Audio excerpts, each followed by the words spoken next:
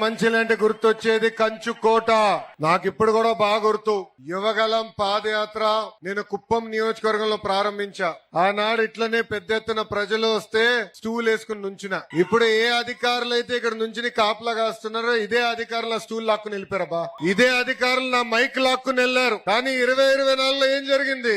అందరు దిమ్మ తిరిగే విధంగా ప్రజా తీర్పు వచ్చింది. ఈ ప్రజా తీర్పు స్వాతంత్రం కోసం, ఈ ప్రజా తీర్పు సంక్షేమ అభివృద్ధి, 2 జోడి ఎద్దుల బండిగా నడిపించేదానికి వచ్చిన తీర్పు. భారతదేశ చరిత్రలో ఏ రాష్ట్రంలో జరగని విధంగా 94% సీట్లు తెలుగుదేశం, జనసేన, భారతీయ జనతా పార్టీ కైవసం చేసుకుంటాం జరిగింది. ప్రజలందరూ ఒక్కసారి ఆలోచించాలి. ఆనాడు మాట్లాడడానికి స్వేచ్ఛ ఉండేది కాదు. ఆనాడు బయటికి అడుగు పెట్టి ప్రజా ప్రతినిధులు కలిసే పరిస్థితి లేకుండా ఉండేది కాదు. ఆనాడు గొంతు విప్పి మాట్లాడితే కేసులు పెట్టారు. అంతెందుకు